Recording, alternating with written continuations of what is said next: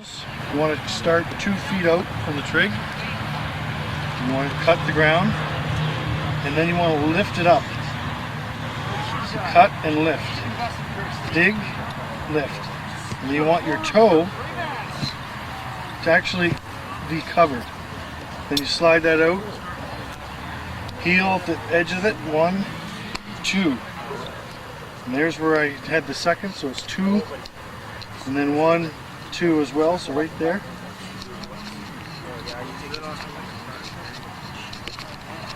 So you want to get 2 and lift. Basically, I'm going to show you what I do for the hammer.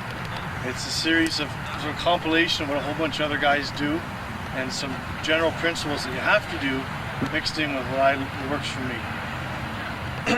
First principle is, I think it's important to know, is that you're going to have to be in position. And what that means is your feet are shoulder width apart. Okay, a little bit more than shoulder. And you have to wear spikes. You got to learn to use spikes. Second thing is, when you put the tacky on, you place it along here, and then you tighten it into your hands, and you'll place it to your left or whatever side you throw on. Now, as far as throwing goes, the same principle for the weights for distance applies to the hammer. As you start the rotation, the hammer has to be pulling on your arms. So you will lift the hammer. You're not going to aggressively shoot it out like some throwers do.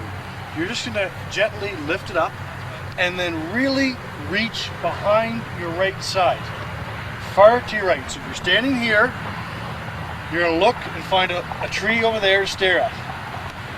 Hammer's here, you'll stare at it. You'll lift it up and you'll reach behind your right side like this and stay looking over there. And you'll let the hammer fall on its own. You will not pull it down.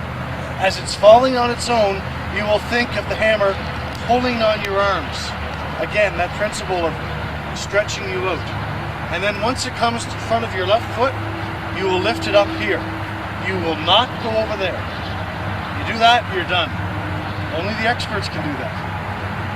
You're not an expert, and I'm not.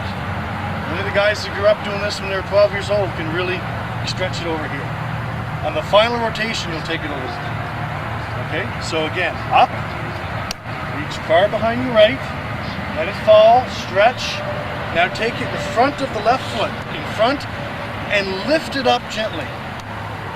Reach behind you, cruise control, let it fall, do not pull it down, let it fall, and then lift it up again. And then again, let it fall, lift it up, and it's slowly, you can see how slowly the low point's moving every rotation, a little bit to the left. And on the last rotation, as it's coming up, you drop your knees forward. Once it's directly over your head. Now your knees are forward, and it appears that the hammer, you're leaning back. That's an illusion, you're not leaning back. It looks like you are, but really, you're in this position here, okay?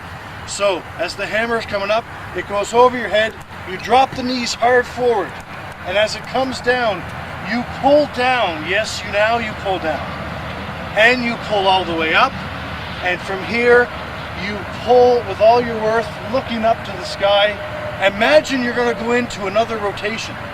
Now you're side on, you're way over the side. Imagine you're going to go and do another one over here, but at the last minute when it's over your head, you release. Okay?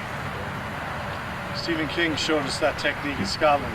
You imagine you're going to do an extra rotation and you release at the high point. Alright. Any questions, guys? Any questions? How many revolutions are you allowed to do? Now, revolutions, there's no limit on revolutions.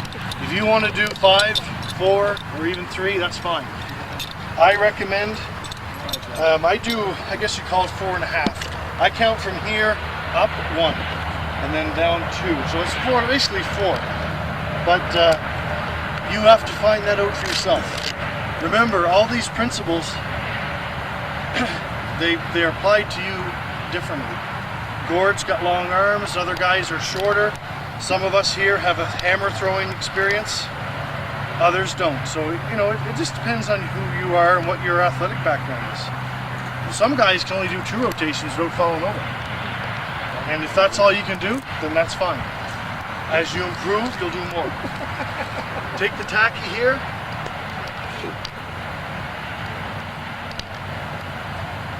And tighten it in. It is good to note that by the time the third guy's gone, nobody needs to put tacky in for the rest of the day.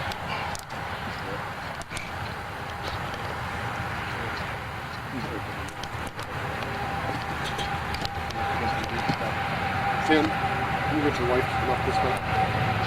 So you can, I'm using Frank's cell phone. your wife, what's that? Can you tell your wife to come up here? She's not in a good place.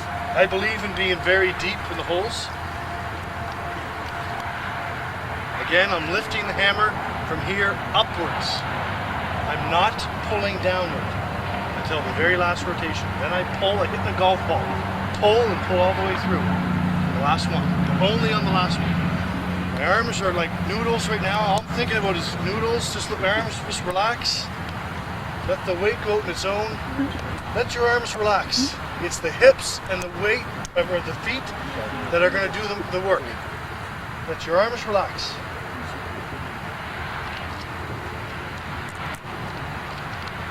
Again, palms up.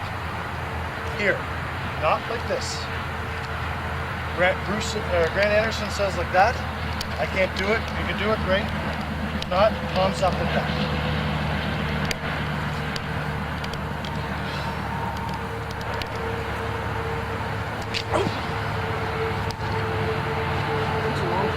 That's the 22-pound hammer. Slow to fast. It's positioning. There's no sense in spinning super quick if you're out of position. That's why you gradually increase the speed. And again, as you increase the speed, the hammer is always pulling on your arms. It's pulling you out. The moment you don't feel that pull, slow down. Gradually increase the tempo, okay? For every inch you can extend your arms out, the physics behind it, 1 inch is supposed to add an extra 10 feet. However, if you're not having a tight grip on that, you're not going to feel as comfortable torquing harder. I recommend you get all your fingers on that. Okay, just a very good itch. Keep those arms straight and relax.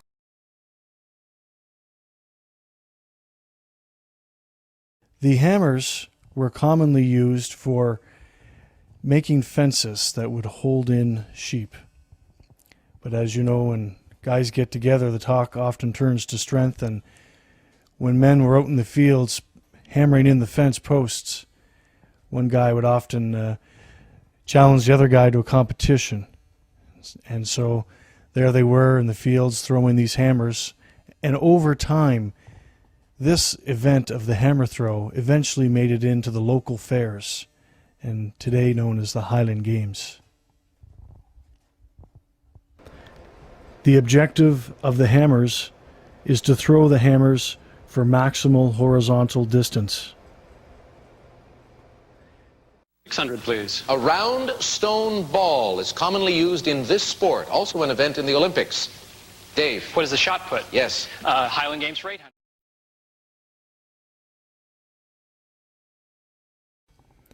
The stone was first called the Stone of Strength, or Manhood Stone.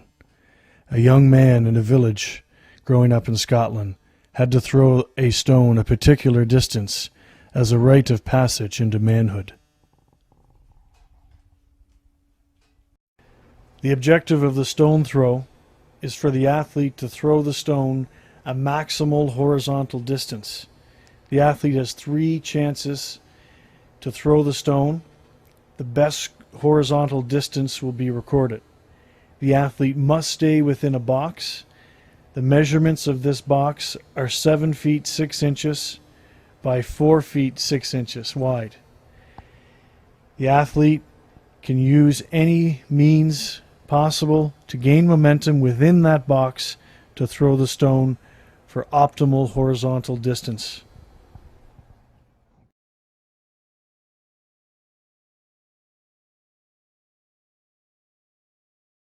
Put your left foot in the corner of the trig. Take your right foot here, and all you're going to do is diagonal. You're going to take this right foot and put it right in the center of the trig to there, and then you're going to take a straight line and draw it right up to the corner. And now this left foot is going to go 1, 2, and then you throw. And you're actually in the toe-heel relationship of the Braemar, which we just did. Obviously the Braemar is the bread and butter of the throw. Now you're in the exact same position. Everything stays the same. The only thing is you've got momentum now going into the throw. Okay? So, again, it's a straight line from here to there, right up to the corner. It's a simple, straight diagonal. Simple. All you do when you're drinking between commercials at home, when you're watching TV, is do this little dance. It goes like this. Just put your palm up like this. That's all you're going to do.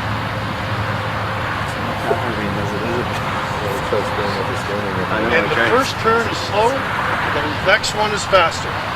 The right turn is slow. This is a slow turn.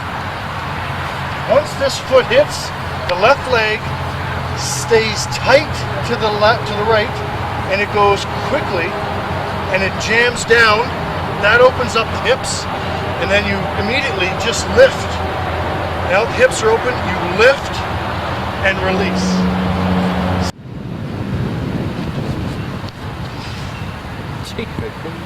Not bad. A little bit off. I didn't drop the left leg hard. So when I landed here, this left leg should have came down hard as I drove. I didn't do that. I sort of just spun around.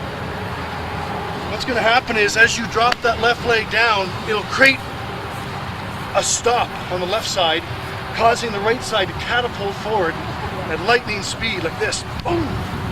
If you don't block the left side down, you're just going to spin around 3 or 4 times. Guys that spin around in a circle 3 or 4 times, it's actually not appropriate. Okay, one of the key things I gotta stress here is the importance of being patient out of the back. That means as you start the rotation, the right leg going to the center of the trig is extremely slow. And once your right leg is underneath you, then you can speed up with the left leg opening up the hips. I'll demonstrate it here. Ready? Patience. Then you open up with the left. And you open up with the left tight to the right leg. However, from the back, the right leg must go super slow or else you'll never get underneath it. You'll never catch it. When you land in the Braemar power position, you want to be in that low position. Another important point to remember is you drive your, look at me here, you drive your energy into the stone. Push hard into the neck. So you're actually thinking of driving the stone towards that corner. So you're pushing the stone towards that direction. So as you come into it, the stone is going across this line here. Keep the elbow up, and as you lift the legs, that is what lifts the stone, not by lowering your elbow. Do not lower the elbow. Final point of the stone. Very important with the left hand. As you rotate, the left hand, I like to think of it as hitchhiking. It comes across your body here, and as you turn, you drive the left hand towards the spot you're going to shoot on, towards the leg you're going to hit. So as this leg's going to go forward, it's following the left hand. So the left hand is here, it follows it, and once you get to here, you actually push the left hand out, causing you to lean back and stare at a focal point. That allows you, by driving the left leg, left hand down, keeping your upper body back and your lower body leading the throw, which is what you want. And then, so drive the left hand down. One more time, it looks like this. Hitchhike, down, and then lift. Now it happens very fluidly. It happens in one motion. And I'm trying to break it down so you'll see all the components.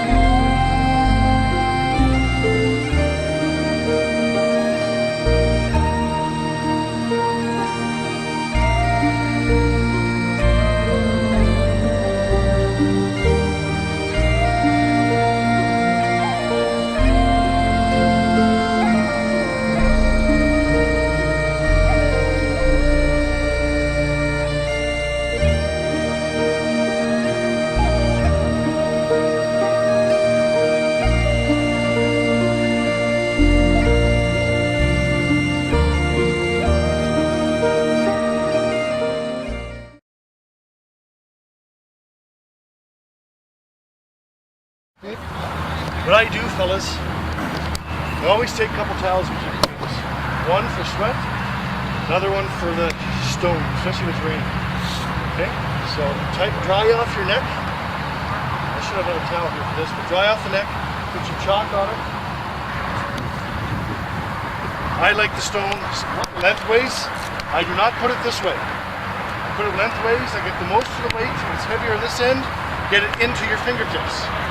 That's where most of the weight should be. Clean palm, dirty neck. First thing, you take the stone on the calluses. It's called clean palm, dirty neck. On the calluses, rests in the fingertips. Then you balance it. I always like to just sort of pop it in my hand a bit until it's comfortable and balanced in there. The stone should not be on my palm. Okay, then from here, I take the trap and I contract it backwards. From there, I launch the stone tight into the neck, not dropping it this way, but rather, look how I rotate the palm back and upwards to the sky. Then in. Now it's in there and I push hard against the neck. You have to push hard against the neck. Then it's the toe-heel relationship. From here, I will bend and lower back. Find a focal point to stare at. From there, keeping the palm up. Do not drop the elbow down. The neck, the elbow stays up. You reach back, hug yourself, look at the focal point, drive with the right, lift with the left, come down with the left hand, and then it's going to be a release straight through, side on release with the fingers here. It's an illusion if you think you have to drop the elbow to get a 41-degree angle, which is the angle you want to release at for optimal distance. It's an illusion. You do not drop the elbow. What you do is you keep the elbow up, and as you lift the legs, the lifting of the legs causes the lift of the stone. That's critical. Your legs and hips throw. And as you release, you want to reach into the throwing area. Boom! And you want to make sure all your energy is transferred up from the ground, through your hips, through your shoulders, into the hand, and then flick at the end into the stone. Like a punch. Exactly. He's making a good point. You don't push the stone, you throw it. Just like you throw a punch. It can't be a slow motion. It's got to be a dynamic, plyometric, explosive, just like you throw a baseball. So you're going to throw that stone, and you're just going to launch it. The actual switch here with the left leg, as you throw, you're reaching over. The left leg is supposed to turn as far back as possible. So it's here, left leg comes up, this. And it'll sort of hook around. And it'll actually put you in the other direction. So you start on this side, but you should be ending up in the other direction because of the switch. Early in the season, it's okay to foul because you want to get used to throwing your body into the throw. It's okay to step over. It's okay to miss the line. As you get more into the season, you start tightening up the technique. But you got to learn to throw your body into it. If you don't, you're always going to be one of these guys. You're so scared of the trig and fouling, you're sort of going like this. That's no good. You want to set an Alberta record? You gotta forget about the trig. All right? Thanks.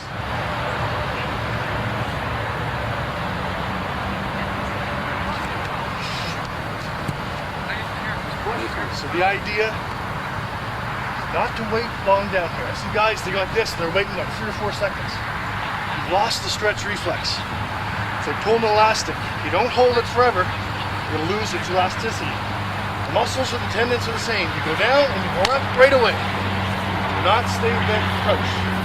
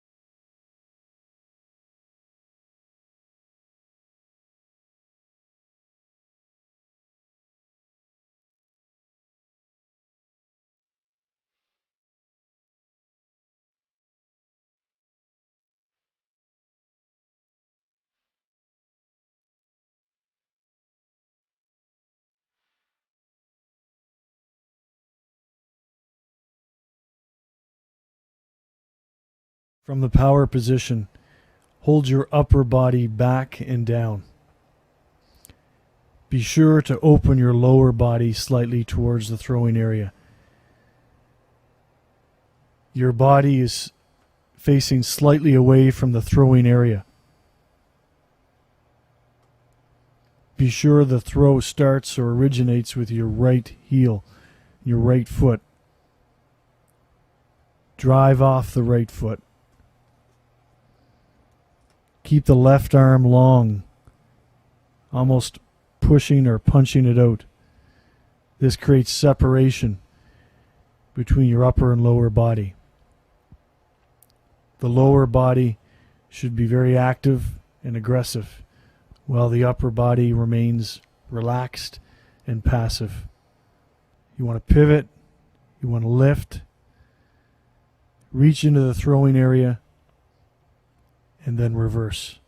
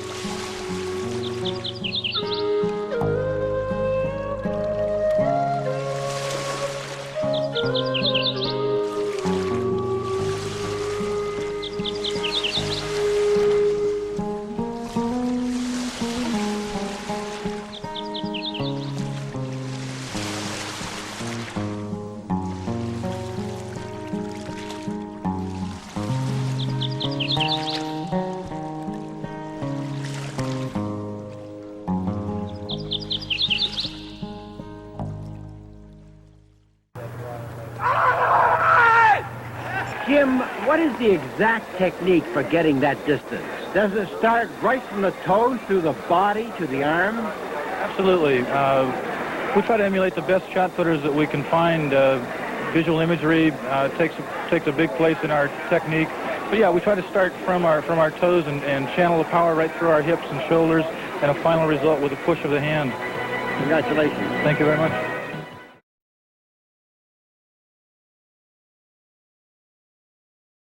The 28, guys, is a similar technique to the 56. One important point to make on the 28 as well as the 56, if your left leg starts here and your right leg is outside the box, one in, one out, make sure your right leg takes the place of the left. That means as you pass the weight, this leg lifts and goes where that one is. Now you're in the power position. I have your right leg kick your left foot. Yeah, we don't want to see guys doing this.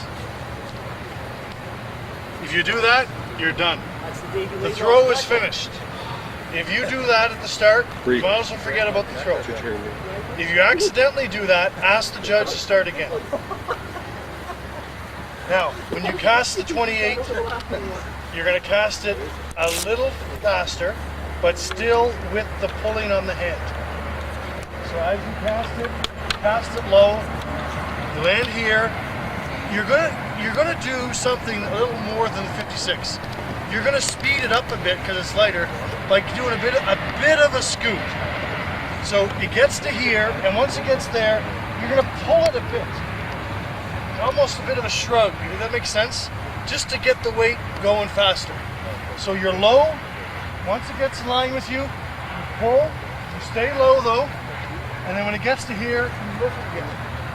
The one big difference in this one is you're going to do a catch on the second turn. Here, shrug it up. As you throw the weight forward here, you're going to catch it and pull it down. So when it's up like this, you're pulling it down. So it's, and you're going to pull the weight downward and upward. So it's a longer pull. But the same principles of staying low apply all the way through until the end. I'm doing a slight arch in the back, tightening up the core just a little bit of flexion in there. And then I do that for all my throws, including hammer, everything.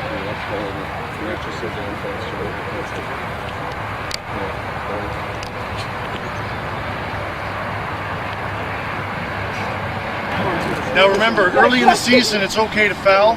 It's okay to step over the trig. You want to learn to let your whole body go into the throw. Okay? All right, let's try. For all throws, is making sure you follow through with the right arm, whether it be the shot, any of the other throws, 28, 56. You make sure that you're over top of this trig, and you are releasing high, and the right arm will come around and hug yourself. Come right around. So as you release, from here, you stand up, you clear the left, release, and because you're pulling open the throwing area, you're going to want to switch the face side on. Make sure you're standing tall and make sure there's a real full follow through. And again, you're flicking the weight out. You're not pulling and using power.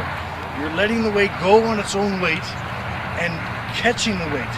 Catching it in both power positions and then lifting the legs at the end and making sure you flick and throw it.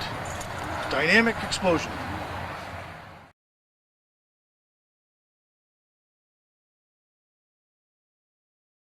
You need to be low and you need to reach out with your arm.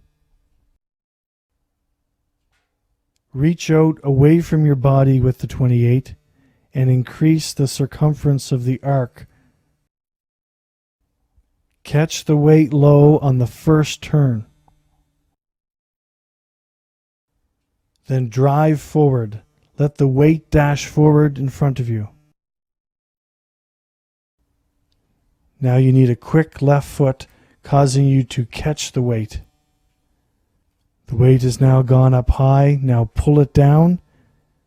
Now you're in the power position. You continue the same pull. Land, lift through the legs, and release high. Make sure you have tight turns and drive forward when you land in the power position. Your hips should be driving forward into the throw. Charlie Simpson, famous throwing coach in Scotland, says to get the weight ahead and then pass it in your rotation, then catch it in the power position. You need to flick on the release. Remember to transfer from left to right. And then the left foot sticks hard while the right twists forward and around. In both weights for distance, you need to keep your feet on the ground to generate torque and pull. Do not jump too much. Do not have your legs too much in the air during the rotations. Try and keep your feet on the ground, driving and pulling that weight as much as possible. In both weights for distance, your hips are the generator that gets ahead and leads and pulls the throw.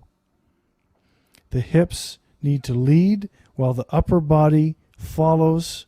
This separation helps give more power into the throw. Prior to a meet, I recommend warm up with 5 low rotations to practice getting low. Jam your left foot down with authority. Stamp it down hard on the release. If you're falling to the right on the release, it's because you're leaning forward too much and you have a lazy left foot. You may even be blocking yourself out and not getting your left foot around. Stand tall on the release. Follow through with your arm hugging your body. Weights should be thrown in the direction in which you're facing upon finishing the throw.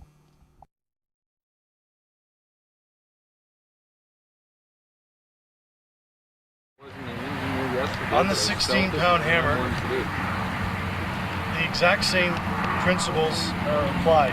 Once again, I have to emphasize, when you're in the boots, you take that hammer up, do not take it over there.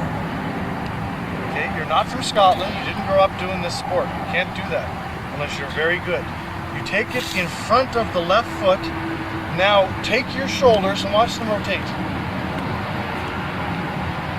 Catch it back here. Now take it in front again. And remember, you are lifting it up with your legs. Your legs lift the hammer up, and then when you get behind you, all you do is go in cruise control and let it pull on your arms. Do not pull it down, just let it fall on its own weight. Let it fall on its own weight. Then when it hits down here, we call that the low point. The first rotation, the low point will be there. By the second rotation, the low point will be here. The third here, and then the last one, it'll be basically directly in center of you, or maybe even a bit to the left, and then you're going to release. So the low point will naturally go from right to left on every revolution. And what you got to realize is that you cannot allow it to happen too quickly. The hips is what throws the hammer. As the hammer is in front of you, the hammer ball, your hips are going to be countering by sitting back slightly. As the hammer ball comes up here, the hips will move the opposite direction. As the hammerhead continues to go over your head, the knees go forward and the hips go forward, like this. As the hammerhead comes down, the hips go the other direction.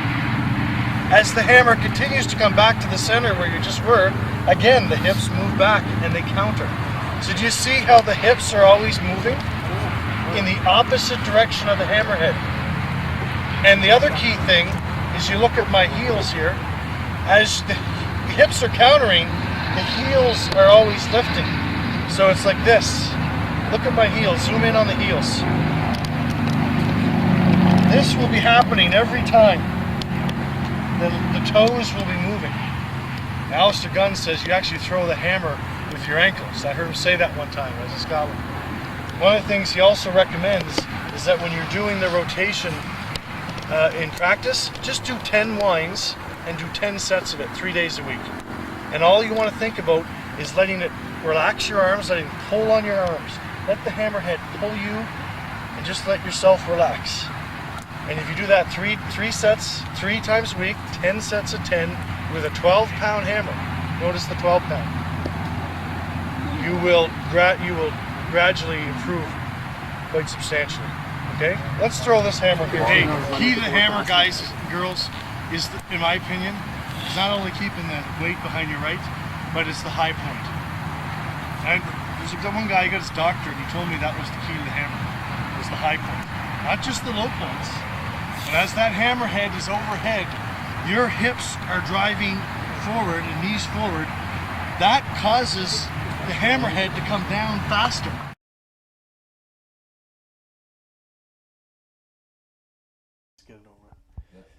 The weights for distance. The 56 and 28 pound weights for distance and weight for height were weights that were commonly found around the blacksmith shop. The blacksmith created these weights to be used for the scales so that when people were buying barley and oats and wheat, they could buy as much as they wanted, up to 56 pounds. These weights were also used for tying horses down, the 56 for a team of horses and the 28 for a single horse.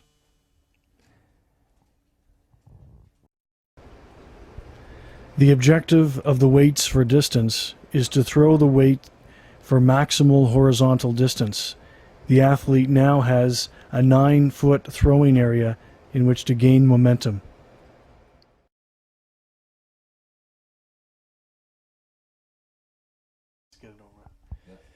The weights for distance. The 56 and 28 pound weights for distance and weight for height were weights that were commonly found around the blacksmith shop. The blacksmith created these weights to be used for the scales so that when people were buying barley and oats and wheat, they could buy as much as they wanted, up to 56 pounds.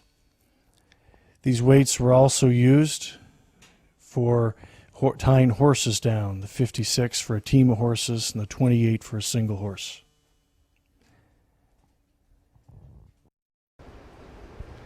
The objective of the weights for distance is to throw the weight for maximal horizontal distance. The athlete now has a 9-foot throwing area in which to gain momentum.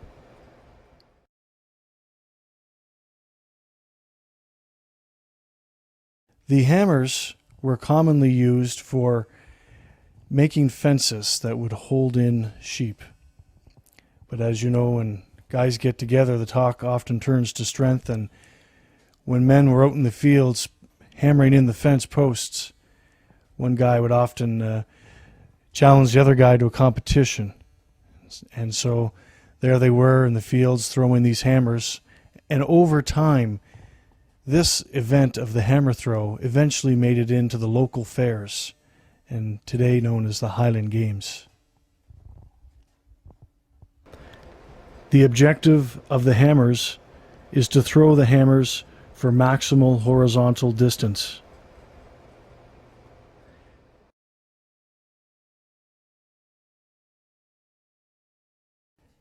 I'm certainly not one to be given advice on an event that has cost me more overall titles than probably anyone else. I've had a lot of low placings in the stone.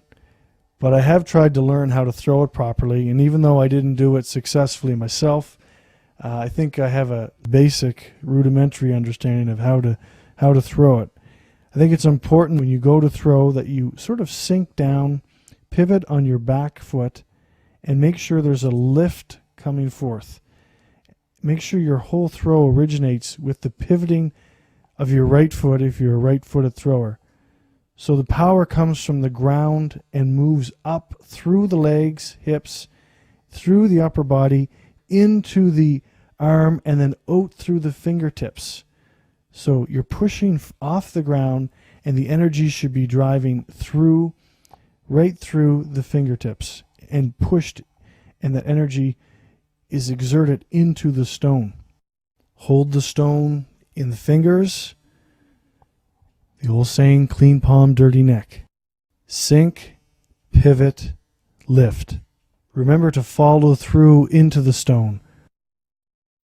It's really important that as you go to release that stone, that final couple of inches where you push and straighten out that arm and flick the wrist is extremely important. So the last few inches of push that you give with your arm really needs to be thought of almost like the 1-inch punch where you just snap it as hard as possible. Hips twist, and then the upper body follows. Remember, the whole throw originates with the pivoting of the right foot, so power comes from the ground up. Remember to follow through into the stone. You want to reach into the throwing area as hard as possible, as long as possible, to add more feet to that distance. events. I talked to Kevin about the importance of mental concentration in heavy events. I think athletics is 99% mental.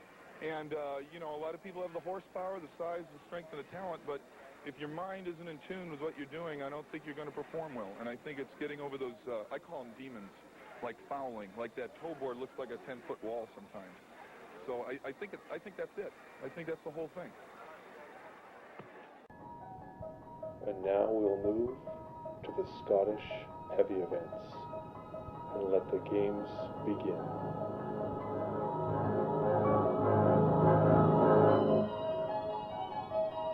You're prepared, feeling more powerful than ever before.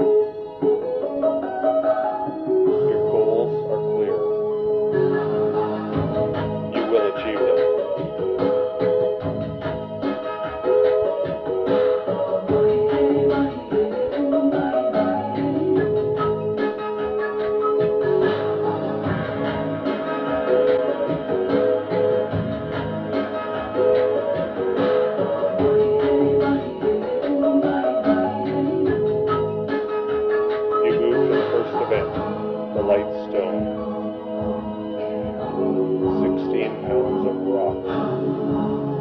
Like a pebble in your hands. You toss it around, warming up the muscles in your hands, fingers, wrists, forearms, shoulders, chest. One powerful unit. And you explode as that stone flies 50 feet.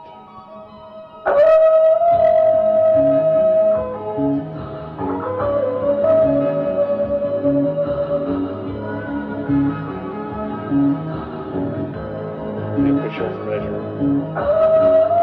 The throw is recorded. 50 feet, 2 inches. It's automatic.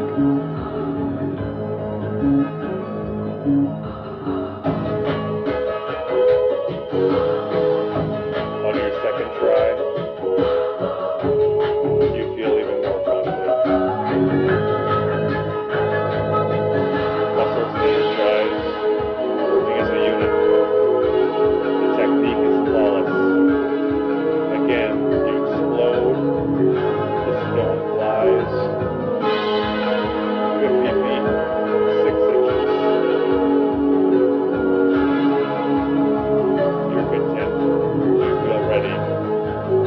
Your competitors are nervous.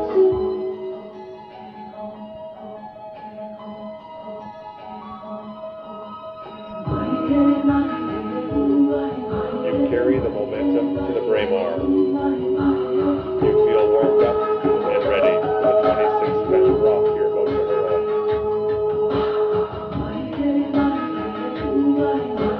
Again, you toss it with ease. It feels light today. It feels comfortable today.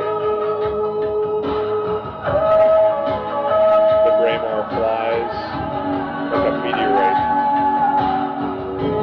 35 feet, 2 inches. You feel good. You're ready.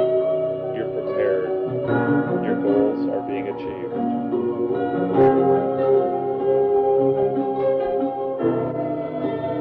Again, you release the Braemar. And again, a marking of 35 feet. You're consistent. You're in control. The events are yours.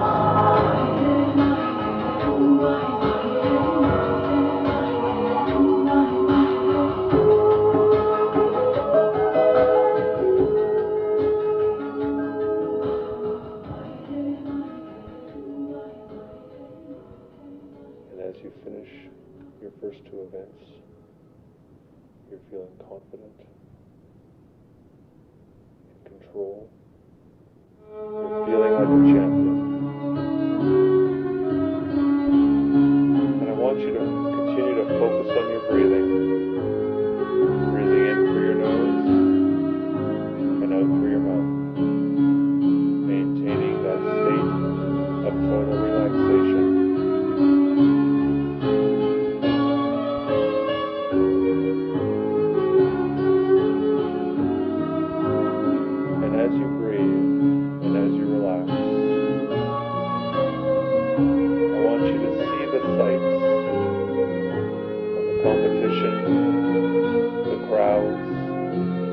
the faces of your competitors, the equipment used in the events, and see it clearly. Feel that you are there. It's happening now. Hear the sounds, the cheers, the competitors, the noises that are so familiar to you, and feel the feelings, the exhilaration, the tension in your muscles, the sweat on your brow. You are there.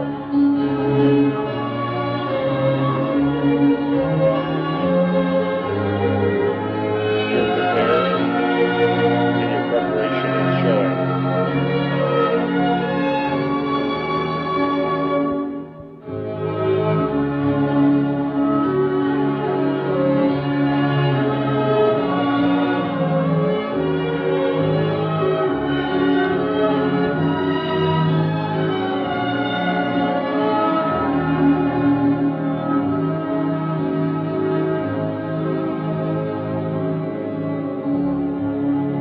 And as you relax, and as you continue to focus on your breathing,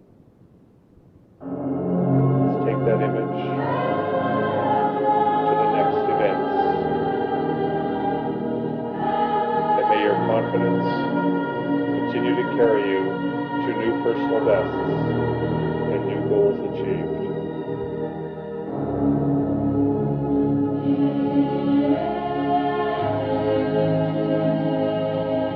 And as you pick up the light hammer, you think about your form. You feel the elasticity in your body, the power in your legs and back.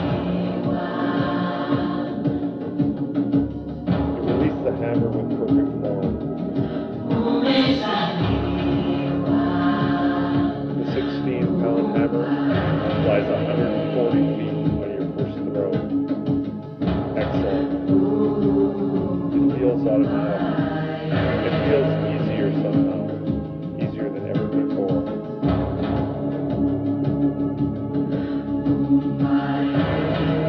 Again, you release that 16 pounds. With precision, with intensity, raw power. 140 feet, 8 inches. Tremendous throw. Tremendous consistency. The crowd is impressed.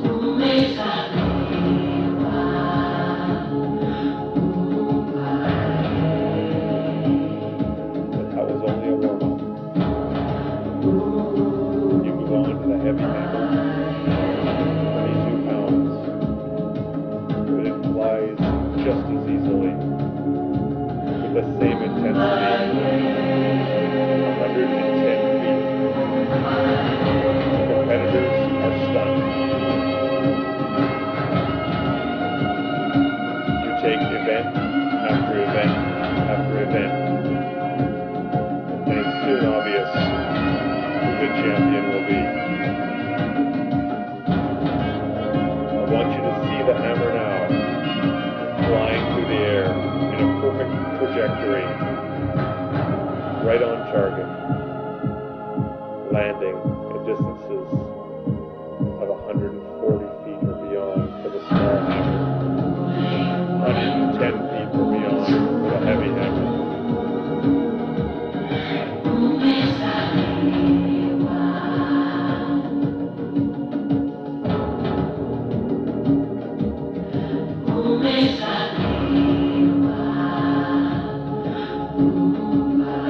You move on to the next event, feeling confident, feeling like a champion.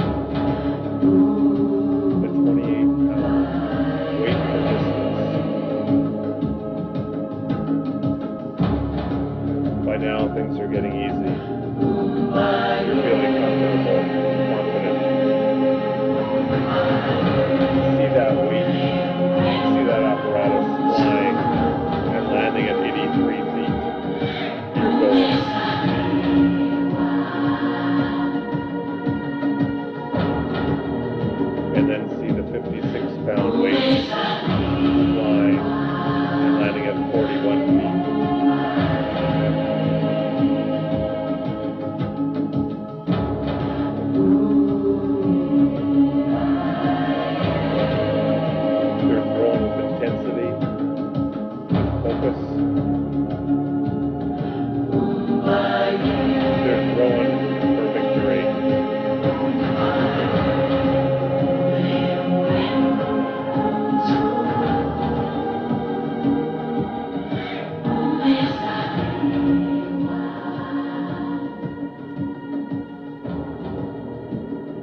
events roll by, you're feeling more and more confident.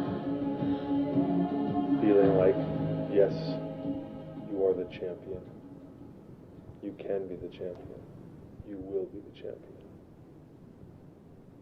And this confidence rolls from event to event.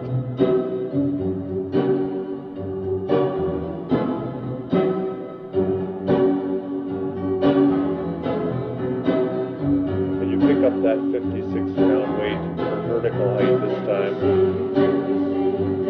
You feel the strength in your lower back, your legs.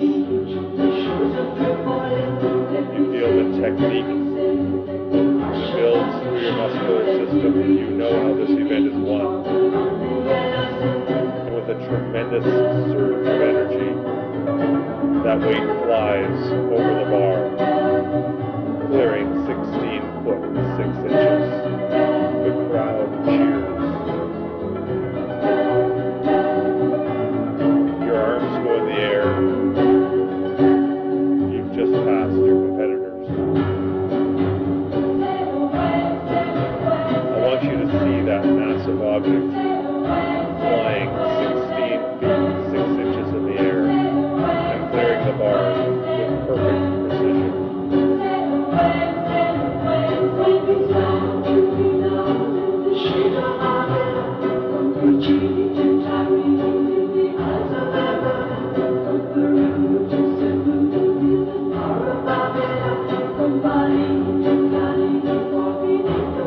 You're brimming with confidence now. Goals are being met at every event. And now to your favorite, the caber toss.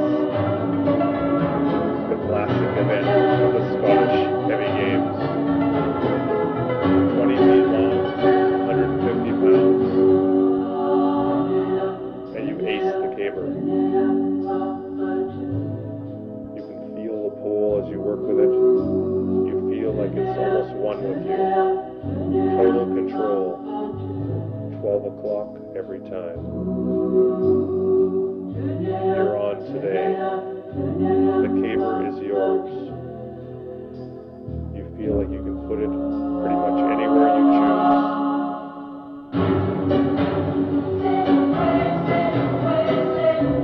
The crowd cheers. Another perfect caber toss.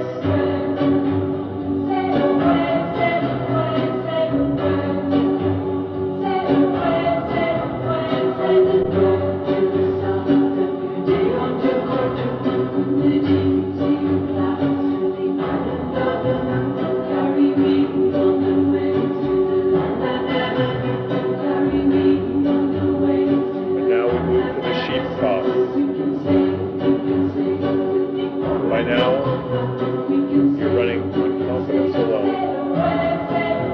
You know you've got the power. You know you've got the ability. And that 20-pound sack is throwing 32 feet. Your goal. It almost feels easy. You're prepared. Your body is capable.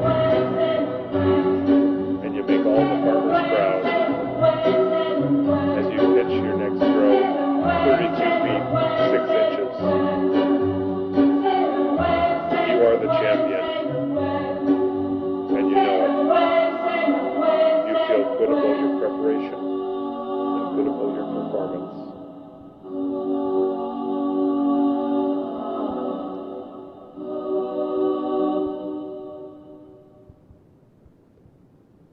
And as the events come to a closure, you recognize that it's been your day. Thanks to your preparation, your visualization, the white light, genetics, for all kinds of reasons. You are the champion.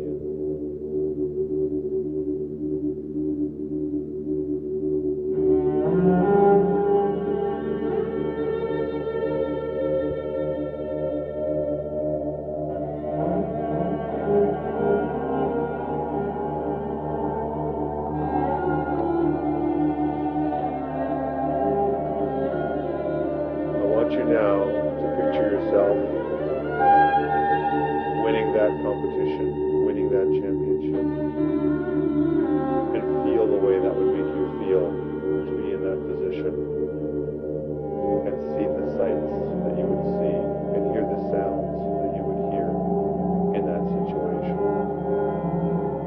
and live it now.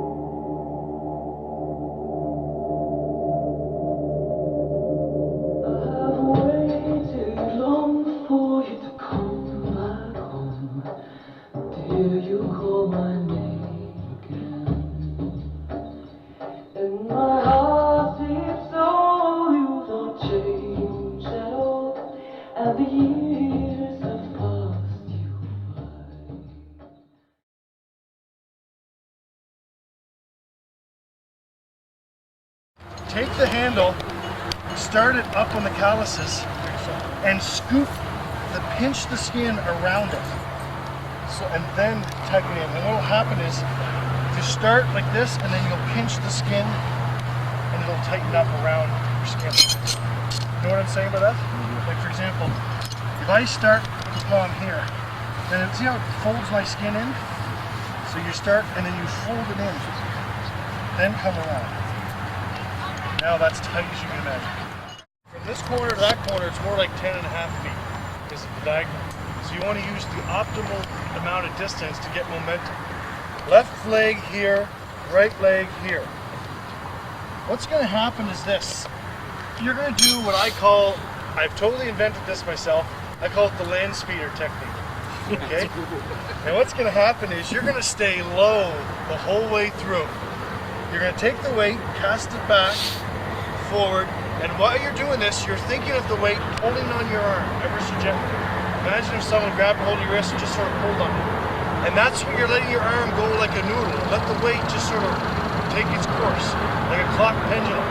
And as it's going out, you take it back, but not too far. Just to back a little bit. Just to here. No, not go back there. Not do that. Here, back, now drop, cast with the palm up, and once it's past your right leg, once it's sort of out in front of you a bit, you lift the right leg, but you do not stand up. You simply lift and come around, and this foot takes the place of that foot. So it's cast, and now I'm in what's called the power position. Toe heel, and once it gets to here, in line with my 1, 2, 3, in line with both legs and hips, I drive forward towards the trig. Driving forward, turning again, land in the power position. The weight is behind me.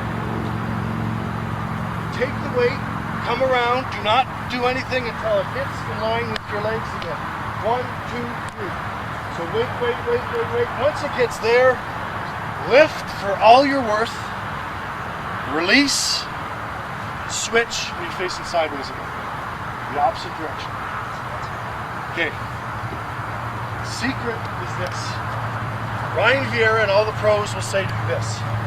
They will tell you to get the weight going really far, cast it out, and they will say stand up, drop in the power position, and then drop your hips through in order to pull the weight. What I'm suggesting is, because I can't do that, I've tried it, I can't catch it. I cannot stand up tall, get low, drive forward, come up tall again, get low, drive forward. I just can't do it. And most people who are not really great athletes can't do it either. This technique I've invented is you stay low, and it takes a little bit of balance, muscle, quad muscle stuff. Just stay low. Because if you stay low, you're going to catch it. You're going to catch it in the power position. Okay, so you just stay low, cast it, and lift. That's the throw. Weight stays low, hovers across the ground the whole way through. The weight will actually be almost scraping the ground at the start. It'll come around here, then it's there, it stays low again, and only at the end do I lift the weight high. Okay. But the reason this technique works is because it's like a land speeder. It's gliding across the ground the whole way through. At the very last minute, after 2 or 3 revolutions of staying low, you you explode your legs and you boom. So it's going fast forward, okay? You're still going straight towards that trig. I'm driving from here to here, slowly at first, slow, but I'm picking it up. And at the last minute, I'm going and I'm doing this. Boom. Imagine a car going really fast and all of a sudden, I don't know, something came out of the ground and just sort of popped it. Does that make sense? So as you're driving towards the trig, you're flying forward, and at the last minute the legs kick in, boom, and the weight just takes off, and that's where it gets the height. Quads throw the weight. On the cast, you wait until it's in front of your right foot, and then you pick it up. But from here to there, you gotta get your feet around quick. From here to the weight going there, watch this. I gotta get ahead of it. I get ahead of the weight. And then I come around here, and once it gets in line with my legs, I go forward, dragging the weight forward. Drag it. Dragging it down at all? Drive it. No, Ryan would say drive it down. He can do it. He's an awesome athlete. I can't do it. I can't drive down. I just got to stay down the whole time. Because if I come up, I'm done. Here's the key principle. The weight is always pulling on your arm. The weight, if it ever feels like it's not pulling on your arm, then you're out of position. So as I'm casting here, the weight is pulling me out. Does that make sense? As I'm coming around, it's still pulling. Once it gets to here, it's still pulling. All I'm doing is I'm driving my legs forward. And it's still pulling out there. It's still pulling my arm longer. And then once it gets to here, I wait till it gets in line with me, and then I lift. And now you really pull. Now you bench press and use all the power you have, along with your legs lifting. Remember, it has to be pulling on your arm the whole way through. That's the secret. That's the only feel I'm going for. So right now, I'm trying to get the weight pulling on my arm, just nice and gentle.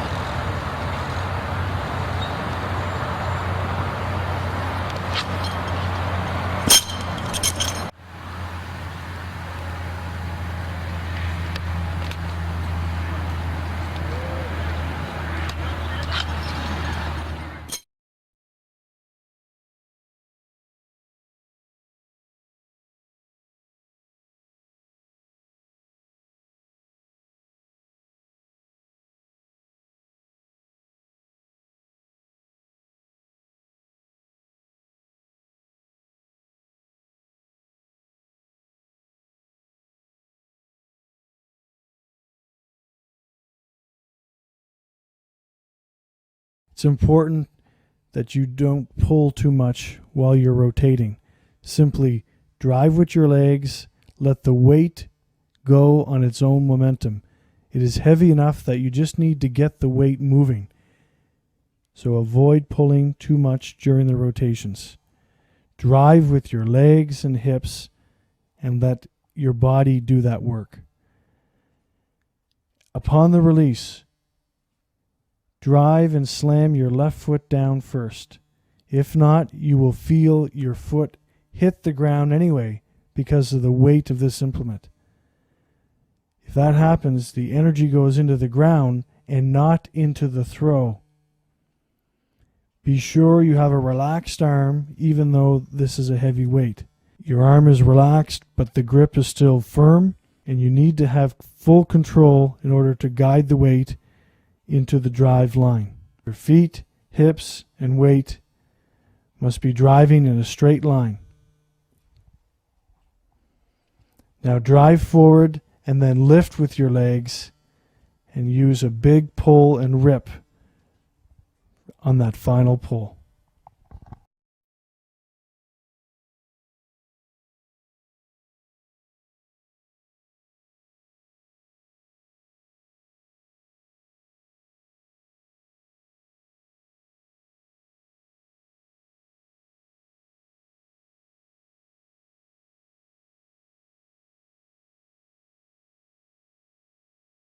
It's important that you don't pull too much while you're rotating.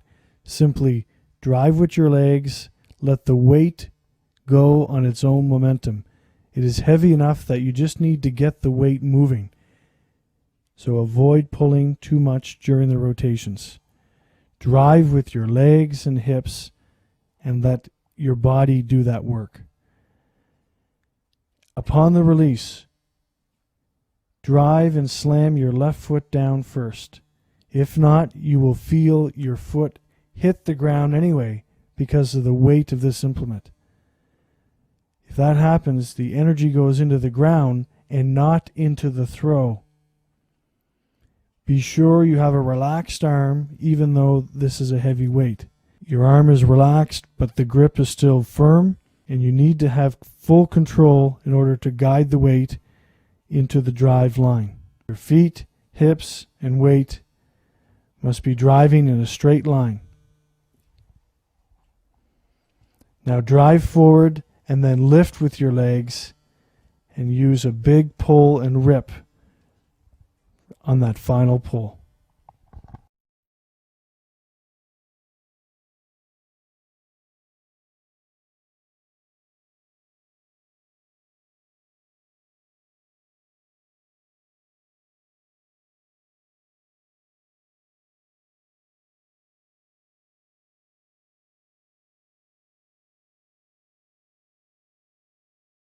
Work on lifting the hammer with your legs, reaching and elongating the circumference of the rotation.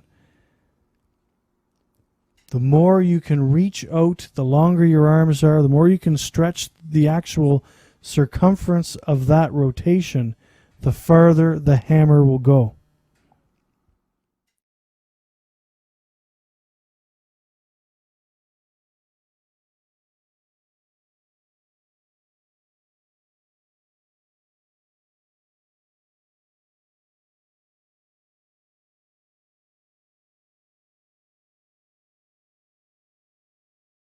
First look to a focal point high in the sky, perhaps the top of a tree. If you're a right-handed thrower, look slightly to the right and focus on that focal point during the first few rotations of the throw. Work on lifting the hammer with your legs. Work from slow to fast. Gradually build up speed.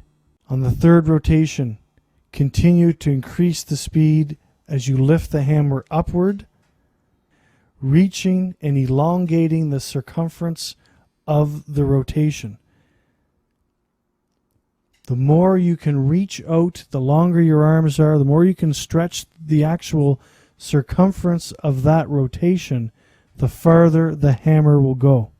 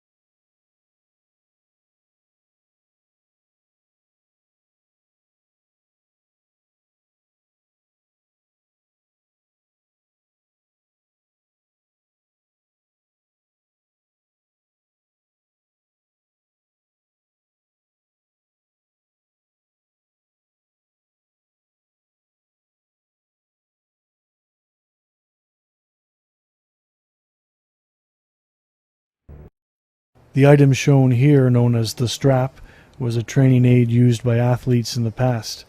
The strap is no longer allowed to be used today, as the emphasis is on the athlete using their own forearm and grip strength. 600, please. A round stone ball is commonly used in this sport, also an event in the Olympics. Dave. What is the shot put? Yes. Highland Games for 800.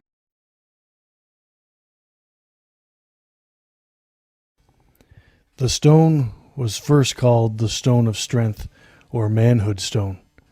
A young man in a village growing up in Scotland had to throw a stone a particular distance as a rite of passage into manhood. The objective of the stone throw is for the athlete to throw the stone a maximal horizontal distance. The athlete has 3 chances to throw the stone. The best horizontal distance will be recorded. The athlete must stay within a box. The measurements of this box are 7 feet 6 inches by 4 feet 6 inches wide. The athlete can use any means possible to gain momentum within that box to throw the stone for optimal horizontal distance.